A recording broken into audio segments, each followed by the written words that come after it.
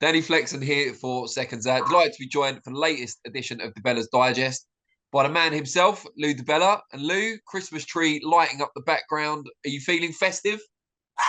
I am feeling festive, and apparently so is Topolino, who's barking like a maniac in the background. She can't wait for Christmas. I hope you've got her something nice. She has a whole box full of things. She's a spoiled little bitch.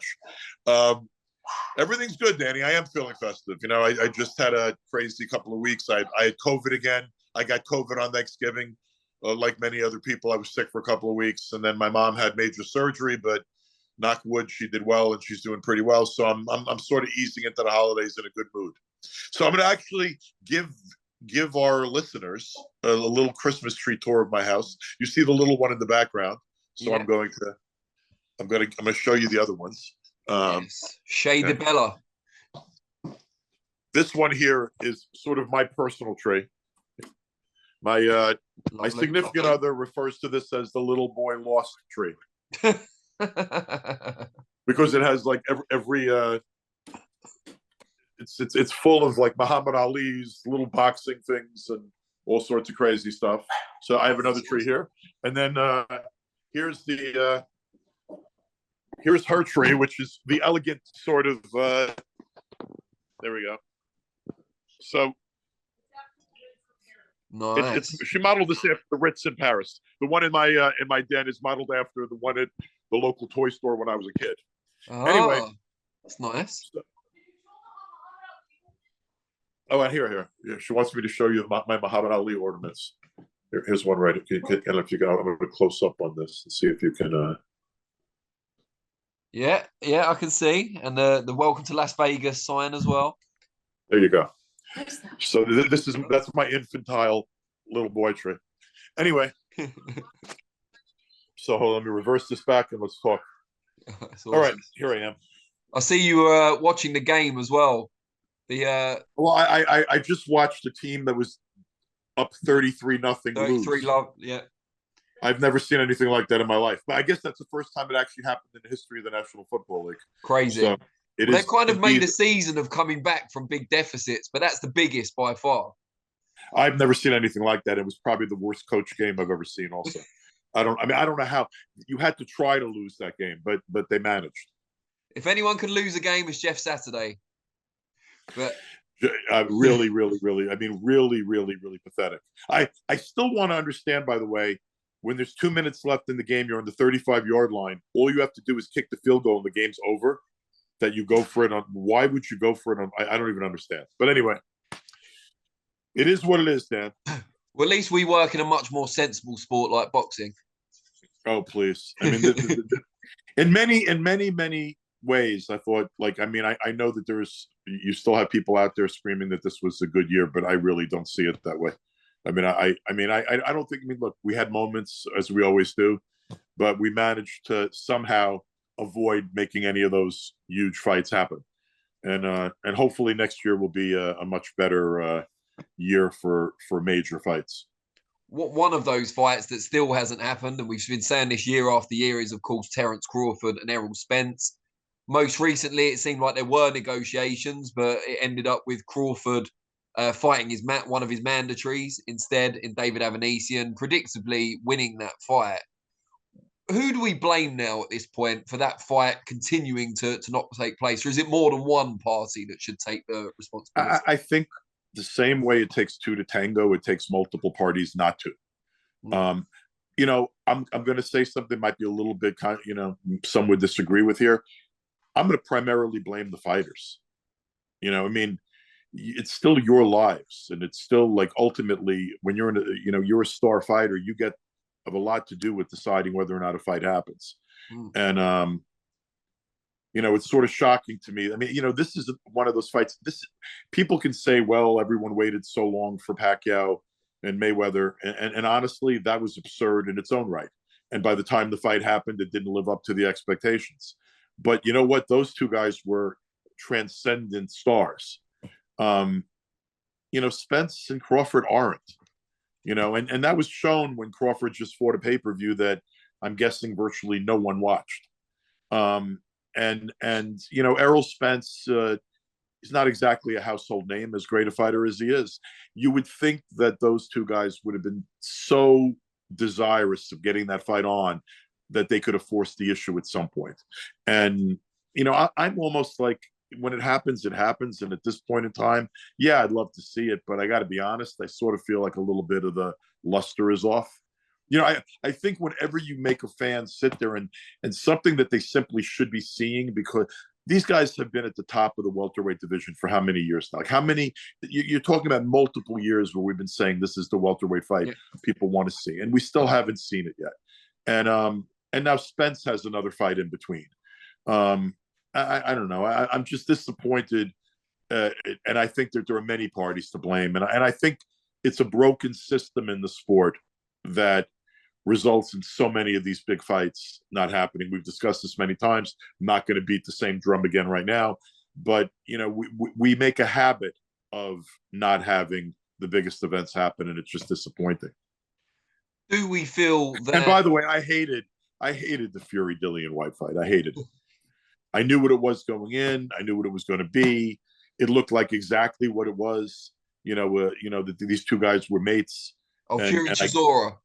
Yeah, I'm sorry. I said Dillian White. I meant Fury Chisora. You may have hated both. What?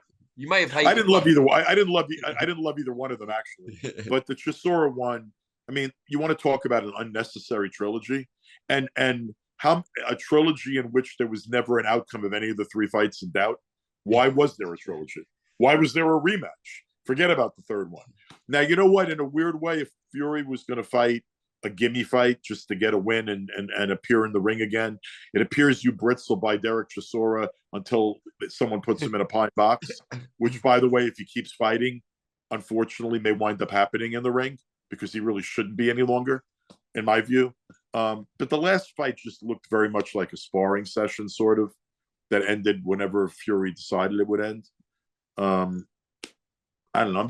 I'm tired of those kind of fights. I'm not, as a fan, I'm not enjoying these fights where the outcome isn't in doubt, and there's just too many of them. And I don't get pay-per-view fights with outcomes that aren't in doubt. I don't understand why people keep spending their money. I really am. Now that being said, they're not spending it in droves, but they're spending enough that these fights keep getting made.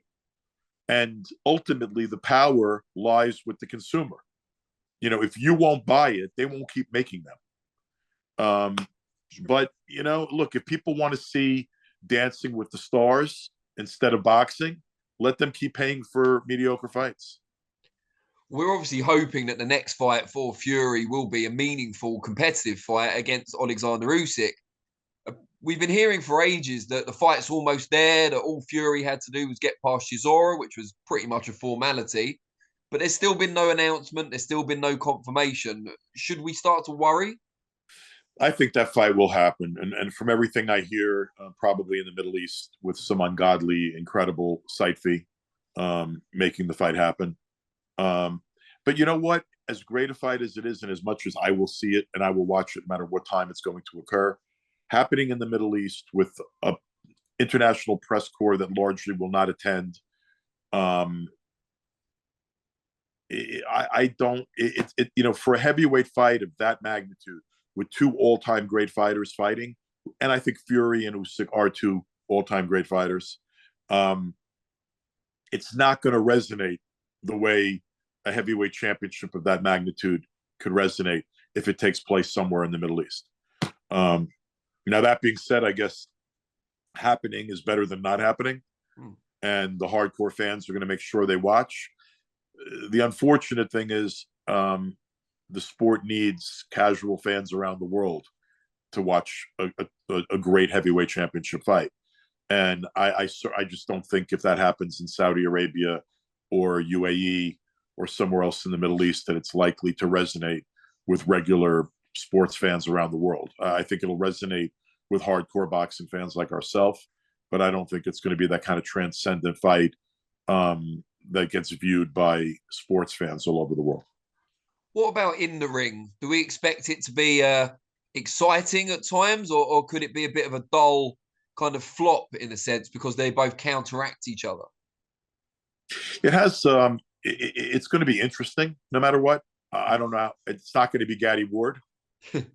And there's no way in the world Usyk could let it be that kind of fight if he's going to compete. And again, I got to be honest, I'm not totally sure how competitive it's going to be. I mean, if Fury's in sensational shape, you have a much bigger, much stronger man who's an excellent boxer fighting a much smaller man who's an excellent boxer, and you sort of probably have to favor the Gypsy King, the bigger man.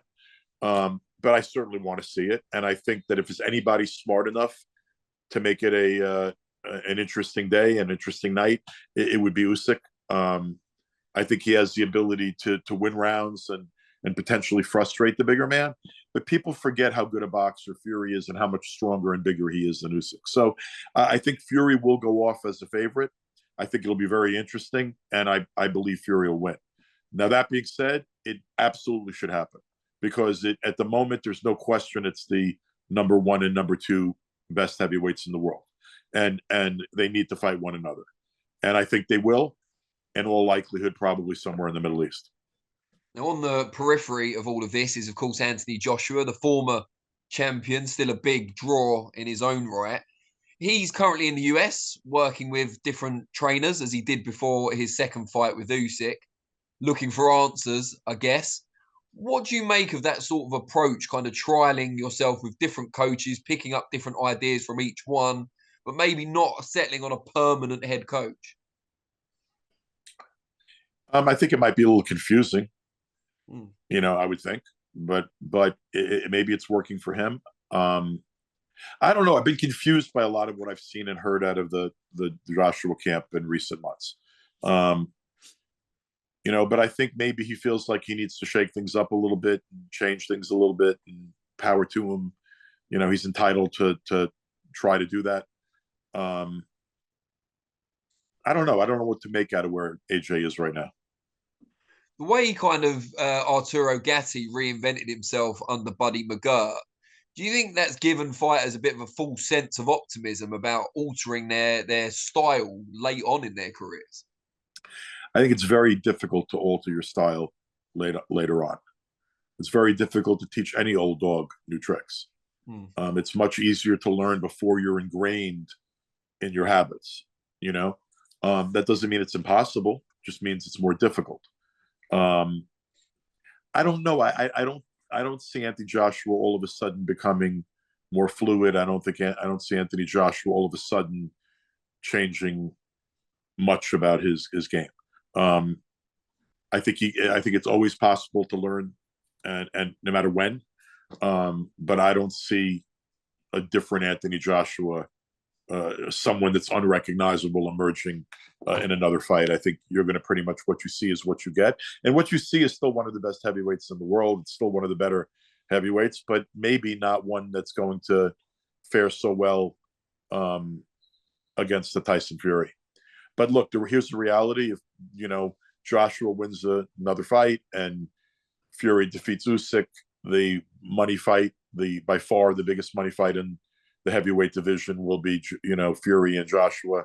And my guess would be, if you see Fury and Usyk, you will see, if Fury beats Usyk, you will see Fury and Joshua. And then the excuse me, the WBC have ordered a heavyweight eliminator between Deontay Wilder, their former champion, and Andy Ruiz Jr. Do we expect to see that? I mean, you'll see it because it's a saleable fight, and you'll see it because they're both with PBC. You'll see it because Al Heyman wants it to happen, and frankly, it's an attractive fight. I'll be interested in it. I'll watch it. I would pay for it. I think it figures that it could be competitive. I favor Deontay, but I think it's certainly an interesting matchup. And with respect, I'm tired even I mean, the organizations will order whatever people want them to order, and it'll change by the day. And the rankings make no sense. Guys don't rise and fall due to merit; they rise and fall due to what their likelihood is of being in a big fight. And when you watch moves in the ratings, you can pretty much count on who's going to be in a big fight soon. You could see that sort of by how guys rise and fall. I'm interested in this heavyweight division, but to be honest with you, I want to see a Joe Joyce get an opportunity. I want to see some of the guys that are rising I want to see fights made of significance for the younger guys. I want to see more attention to the heavyweight division in general, and not just the 3 or 4 men. I think the public, particularly if you're really looking to energize interest among casual fans, people like the big guys. I like the big guys. And I'd like to see more of an emphasis on building heavyweight competition and heavyweight opponents, and heavyweight contenders in 2023. I also think a guy like a Joe Joyce has already largely earned a shot. Definitely. And I think Joe Joyce would be a bitch for any of those guys. I wouldn't count Joe Joyce out against anyone in the heavyweight division right now, and I would not make him a big underdog against anyone. Underdog, yeah, maybe, but big underdog, that guy's a problem. I'm a big Joe Joyce fan right now. I can tell. Just finally, before I let you go, we saw Naoya Inoue become undisputed at bantamweight earlier this week. Where does he figure in your pound for pound list now? On my list right now, he's number 2. That's pretty good. Yeah, he's number 2. He's a great fighter. Credit where it's due. He does a lot of things very, very well. I called my old friend Honda-san, Mr. Akira of Teiken Promotions, who we go back to my first days in the sport, and really one of the underrated great promoters of all time. His dad was the biggest promoter in Japan, and then Mr. Honda took over, Teiken Promotions, but also became the purchaser of television rights, boxing rights for Japan, which you would think, being the biggest promoter in Japan and purchasing all the fights for TV in Japan, would be a conflict of interest.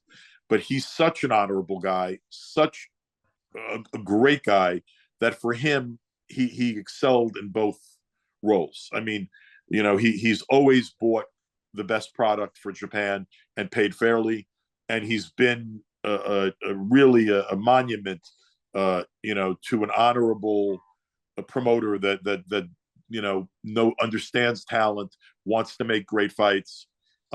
He really is, when you look at Honda, one of the great promoters in the history of boxing. And one of the things I was thinking about this the other day, if you're going to name the 3 candidates for Fight of the Year, 2 out of the Fighter of the Year, 2 out of the 3 have connections to Honda. Bam Rodriguez, the Monster Inoue, are both Taiken fighters. Now, I personally think Bivol is going to win Fighter of the Year, and he deserves it. But if you were going to name the 3 finalists, I think it's the 3 names I mentioned. 2 of them are with Honda. I called Honda to congratulate him after the Inoue fight the other day, which, by the way, was not the Monster's greatest performance. I think he got a little bit sort of frustrated. The other guy was trying to survive. But I thought that a great performance by the Monster would have taken him out anyway. Yeah. And sooner than he did. But he's a great fighter. And Honda said to me, I asked Honda, is this the greatest fighter in the history of your country? And he said, absolutely.